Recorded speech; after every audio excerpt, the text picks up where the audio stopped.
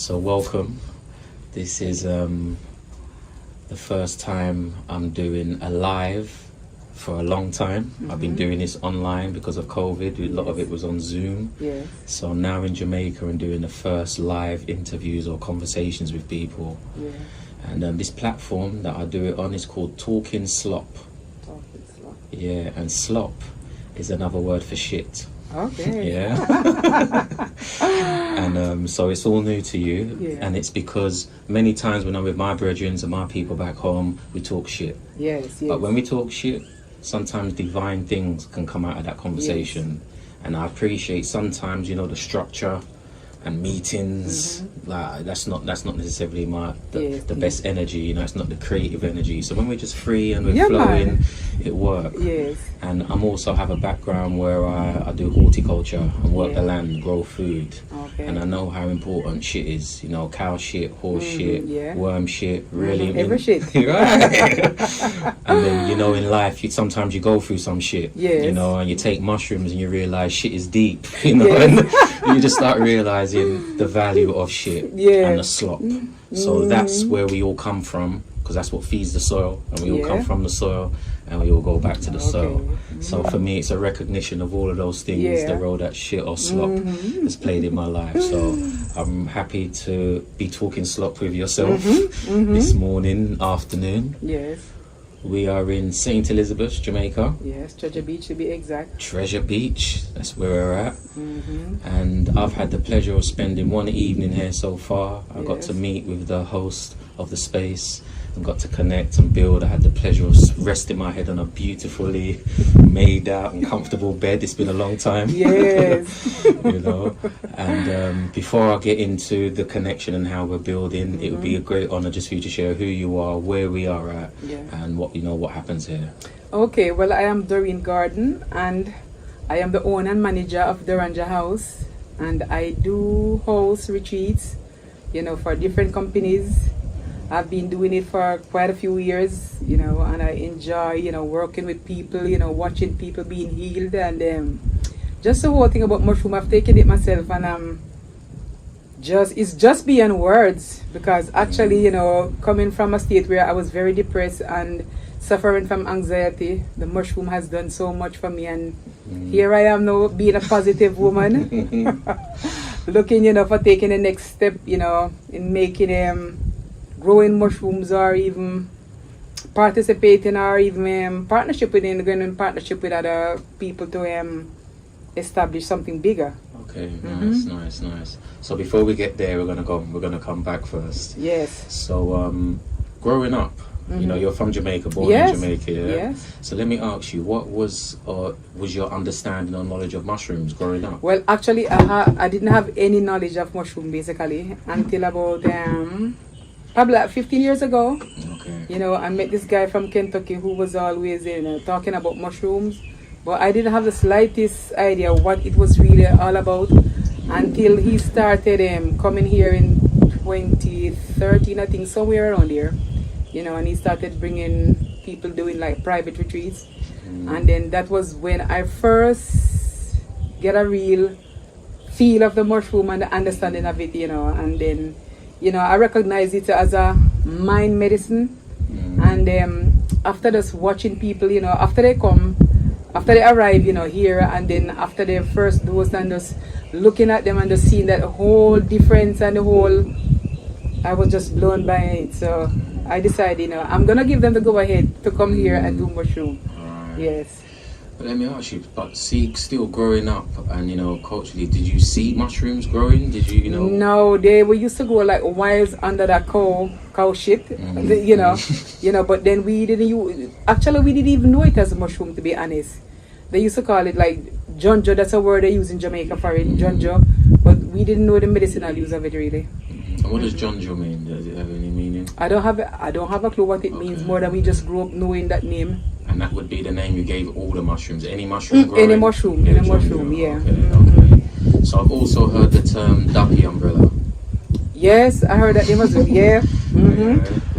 So, because when I think of duppy umbrella, obviously we know it's tied in with spirit ghosts. Yeah, man. And that might be scary, taboo to some people.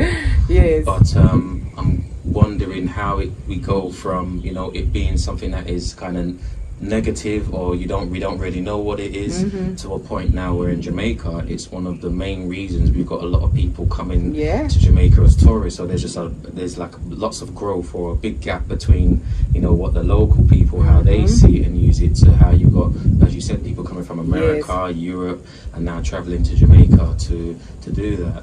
So how do you feel that Jamaican people could learn or could be educated, so it's not just John Joe, it's not just Duppy Umbrella, or, you know, what do you think could be done? Well, I mean, since I've been hosting it, you know, in this area, I mean, a lot of locals here, they have heard about it, and you know, I mean, people talking about it, because even like the guests, like, you know, when they leave the property and they go like on the beach, and they'll meet the locals and they'll talk about it, they'll tell them what they're here for, you know, and they explain to them and tell them, and people just in the area know that they want to do it as well, because it's like, it's really getting big in Jamaica, as a matter of fact.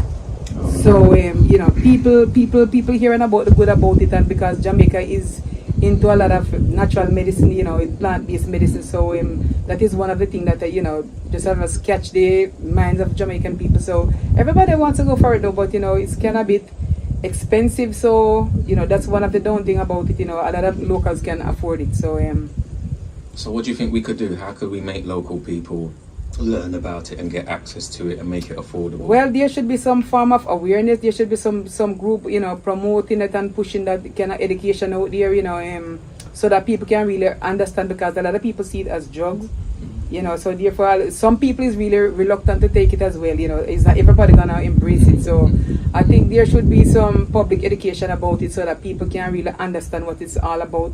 You know, it's not just a drug, but you know, it can really help anxiety, depression, you know, all these kind of trauma going on in people's life and stuff like that. So I think there needs to be some kind of awareness to it too. And you think Jamaican people will be receptive to this? Of course, yes. So maybe I don't know, just the people that have been coming so far, I don't know what their involvement or efforts have been to engage local Jamaican people. But my first time here, I was told that, well, Jamaican people are not interested. This is not what, you know, this is not part of the culture. They don't really know mushrooms. And I beg to differ, because in my short time, I was here just 2 weeks last year. Yeah. And even then I saw that, you know, just me mentioning it around people, and they're like, well, what are you talking about? And they're like, show me picture. Then they show the pictures, like, yeah, I've seen that before. That's in that's there. I didn't know this is what it was. And then, you know, so it's well, actually some places, but you know, especially here in Treasure Beach, since this group has been coming here to Treasure Beach, a lot have been known about it. So, you know, I can speak, especially for Treasure Beach area, a lot of people know about it now, but like for different places, I don't really know, you know, across Jamaica, but for Treasure Beach itself, a lot of people know about it, and I think a lot of people are willing to try it. Yeah, I think when I first started doing my research before I come, I heard about Treasure Beach and Negril. Those were like two places. Well, actually, Negril I think was probably the first place who used to make like mushroom teas and stuff like that. I think that was the first place I knew about. Okay. Yeah. So yeah, those are like the two names that will come up all the time. But what I'm trying to get, I need to understand, because I want to help. I'm an educator, and I like to educate about mushrooms. And my goal, my vision is to educate people to the point so they can educate more people. Yes. I don't want to try to educate everybody. Just educate a few people, then they can go out and they can pass it on. So I've learned and seen that in Jamaica, the people have that type of ambition, you know, whether it's a mechanic, you know, somebody's learning. Electrician, you know, they're learning, they're getting it, and it's going to get, so I could see that these things are. So what do you feel about, you know, Jamaica, not just psychedelic mushrooms, but, you know, I have this background and understand that mushrooms play a big part in the soil, you know, they play a big part in our food, and, you know, potentially with our health. They can also help with our mental health without the psychedelics, just what they call functional mushrooms. So do you think there's room for Jamaica to be a thriving, you know, movement or business? Of course, yeah. Okay. What have you seen? What are you a part of, or what have you experienced that makes you feel that Jamaica has what it takes? Well, I mean, I've seen them use the oysters and stuff like that. Yeah. You know, and that's really, you know, it's really, you know, beneficial. It's really healthy. And my daughter used to go that one as well. I used to eat it. You know, sometimes I cook it for the guests. You know, a lot of vegans like that, and It's really healthy. So, there's a lot of room, and I think we have a lot of vegan here in Jamaica, and people, it was like it was in such a high demand, but being, they used to grow here, and then they went further up, and they, currently they're not growing anything right now, but the market was very, very good, but then the COVID came, and then, the downturn, and there was much gas, and money was a bit scared, so a lot of people kind of slow down on the buying. But there's a lot of room for business here in Jamaica, with much room. So let me ask you, because I mentioned this before to my audience in the UK and the travel around. You have something here in Jamaica that's known as ITIL. ITIL? ITIL. I've known this since a youth.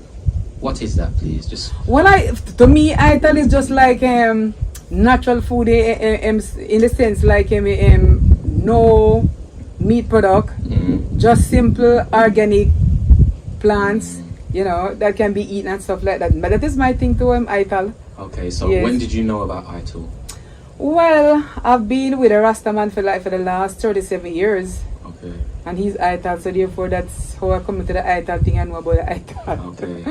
So at least 37 years. Yep. I'm saying that to say because the veganism movement is something that's pretty new. Yeah. And when I would hear about the veganism, and I'd be like, right, that's just ITIL. That's just. But I mean, for me, ITIL could be just like eating fish because in the ocean, because we have really clean waters around here. So it doesn't necessarily to me have to be just like plant based. It could be like for me personally, even the goats that roam around here, we call them like the local goats. No hybrid genes in them and stuff like that. To me, that's ITIL.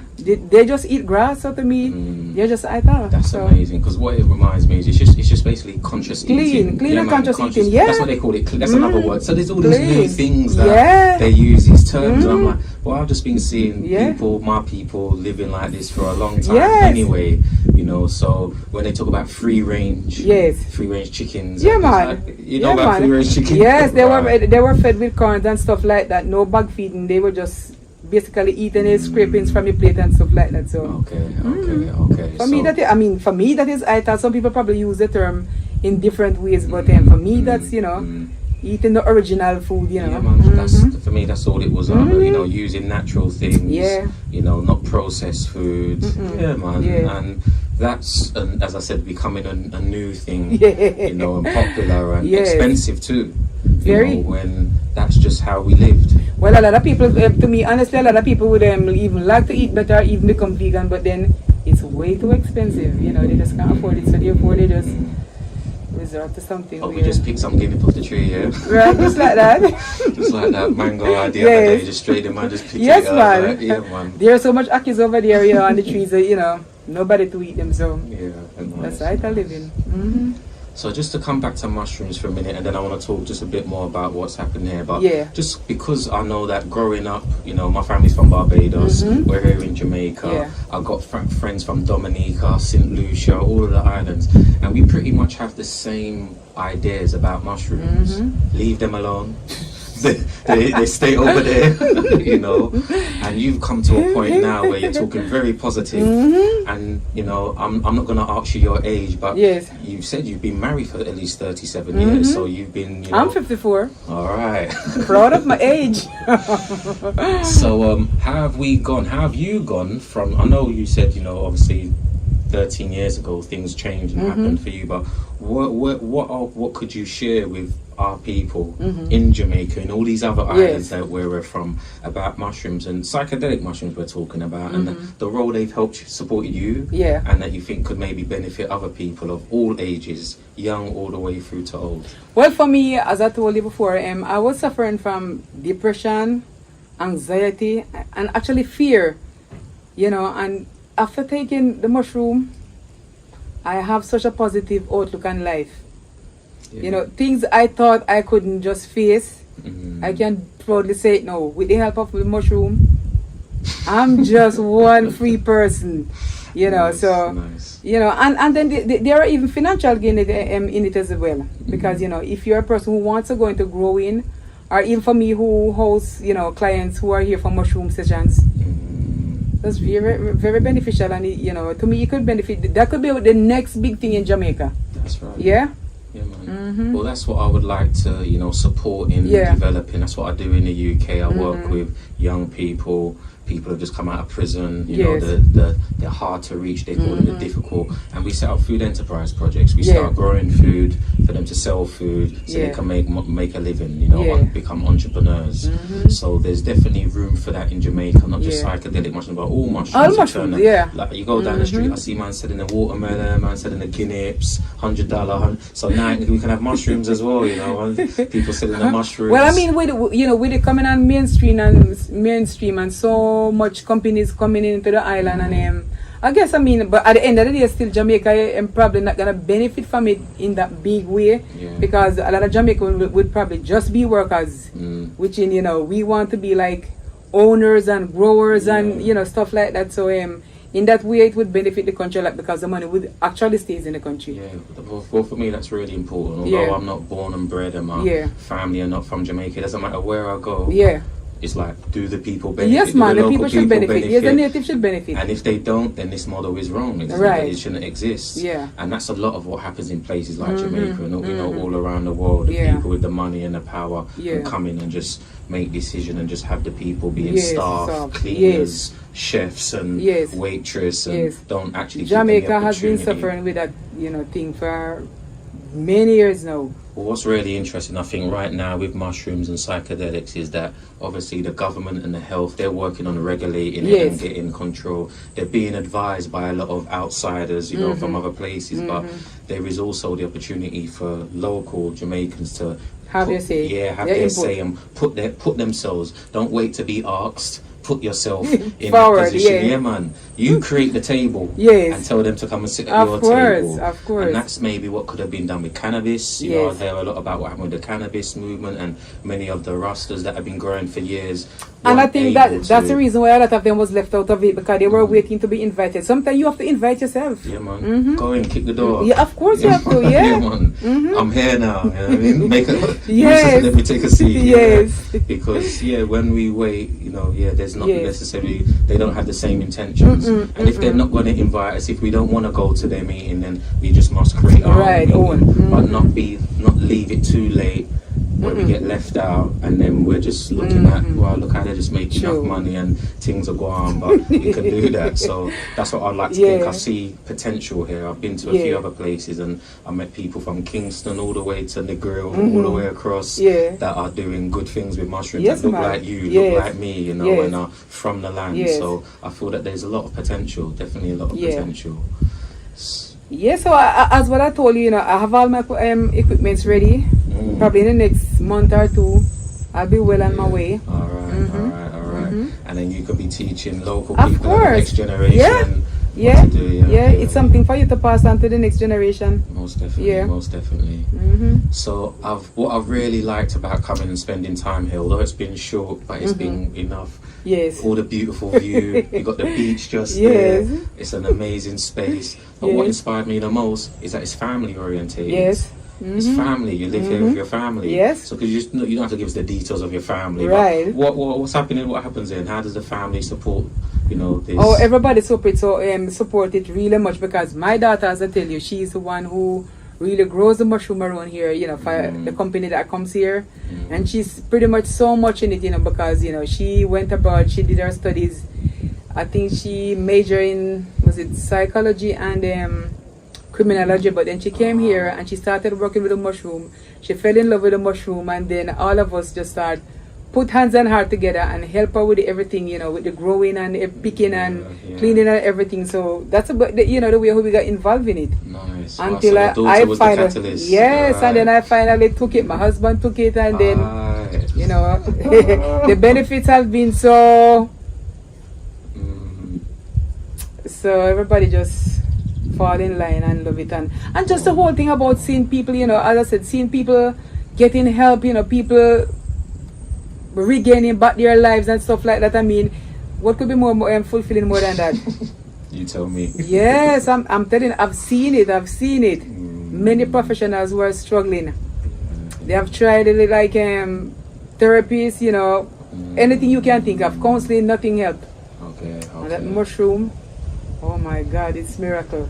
I feel you, sis. And what's really important to me, because I've had those benefits on myself too. Yeah. I've got people around me that have felt those benefits. Yes. And for a long time, those people were not our people. Yes. They didn't look Yes. like me. I just heard about it on Yes. TV and Yes. see other people doing this, and it's becoming a lot closer to home. Yeah. And I really do feel now, and I would like to know what your thoughts are. Just imagine, this is just imagination, yeah? Mm-hmm. But I know that Jamaica, just like many other places, has its challenges, you know, in general. Mm-hmm. You know, everywhere it's slightly different. But the fact that mushrooms grow here Mm-hmm. naturally, and they can be grown by human beings Yep. too, people from Jamaica can do this. What do you think would happen if, like, all Jamaica just started eating mushrooms? With all the challenges that Jamaica faces, do you think that would be something that would be... Because I know it's not for everybody, but it's just like thinking, like, what if everybody just became aware of this and started eating mushrooms? What do you think that would do? Well, to I mean, if you Jamaica? eat with responsibility, just like with anything else, if you eat with responsibility, then I mean, it would benefit them people, because a lot of people, you know, as I said, a lot of people is suffering from whatever problem they do have, you know, and sometimes, you know, as I said, there is no way out in helping, even in counseling, because even a lot of even the youth, for example, you know, the system would blame the youth and said, boy, the youth them are bad and there's no good in them and whatever the problem is. But to me, if they was to take mushroom, you know, that mushroom would really sink deep in them. And there's so much to achieve from that taking mushroom, because it opens up your mind, you know, and it makes you look very deep on what you need to do, you know, to make that change in your life. So to me, if everybody start taking mushroom, everybody would basically be wise and know what to do, you know. I mean, this would be a better world. All right. Honestly, it would be. All right. Yeah. So I just wanted to get that point across. I know it's not necessarily a realistic approach. Yeah. It needs to be done correctly. Yeah. And some people, and the thing is, like, it's not just to be taken, like, you know, everybody just come and take that huge amount or whatever. Sometimes you need people to sit with you, because, you know, sometimes with taking mushroom, it brings up so much stuff. You need somebody to help you process that. So, you know, it's not just like everybody gonna eat it and everybody gonna, you know. But I think you've got a perfect model here, because you've got your family. Yeah. Yeah? Yeah. And that's who should be holding you Yes. in these spaces. Yes. You can spend big money and come to Yes. retreats. Yes. But who better than your own family, that Yes. when you've gone through a Yes. traumatic experience Yes. that's brought up something like that, to be sitting around looking and talking to, than your family. Yes. And that's what I would like to think that I can support happening for more families. Yeah. You know, I wanted it for my family. Yeah. When it started to happen in my family, I have better conversations. Yeah. You can be more open, and then you're like, right, if that happens for my house, what about if my neighbour there starts doing it, and the neighbour over there? Well, that's and the neighbour that's over one there? of the things I would like to see happening. Like, you know, if people like growing mushrooms, and then like, you know, as you said, passing on some to your neighbors, whether they want to grow it or you want to share it with them, you know, and sit with them and let them go through, you know, a trip or something, and it would just be great, man. So yeah, man, that's my blue sky thinking Yes. for Jamaica, man. Yes. Right? Yes. And then we can work something in this land here, and then we can go to Barbados Yes. and St Lucia and Dominica and Trinidad, and you know, wherever you find our people that come. I think we would have a better world. All right. Yeah, because you know the funny thing, of all the persons that have come to retreat, you know, one thing, the biggest takeaway for me, they always tell me they have found love. Yeah, that's what they always say. They have found love. And it's not just love with somebody else, like The mushroom has opened them up. Let them realize that they were lacking love. They weren't showing love to you know. So you know, and if you love, at the end of the day, if you get open and you see the needs where you love, needs to love people, then what happen? You'll care for everybody, because if you have love, you'll be caring for everybody. So, you know, that's one of the good things with it. So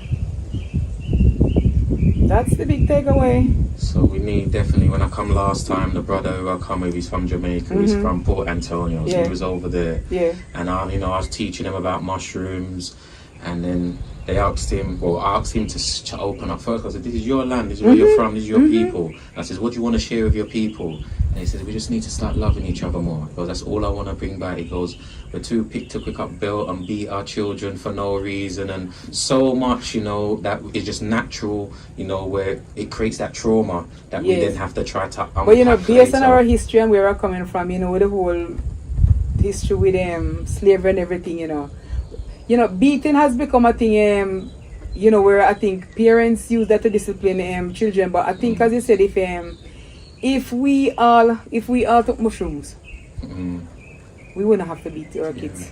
Because we would know that that's something we've inherited. Of course, that wasn't how we deal with things. And that's not the way to discipline our child or your children. So this is the things that we can unpack, and maybe you might have been a parent who beat your child. I did. You take mushrooms, then you get a perspective. Of course, it changes everything. Me too. Conversation, you need conversation with the kids. There you go. So then who better than to be with your family doing this? Because when them things then come up, you can address it. And you can go hug your child and say, because I'm encouraging my boys to take it. Okay. Yeah. All right. Because then what the benefit is, like, they're a bit reluctant to do it, but they still listen to what I tell them, and they do believe, because they see.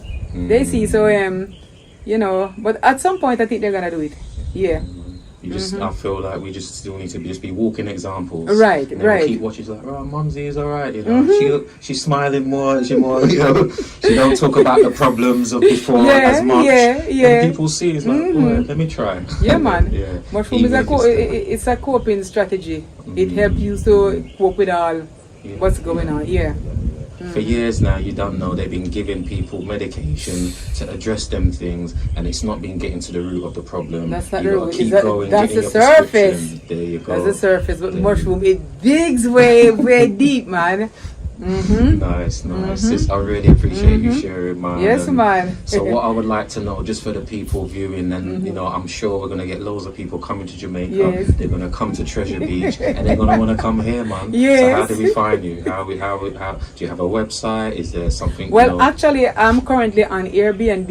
It goes by the name as Doranja House, but I'm currently on track of having my website all set up properly.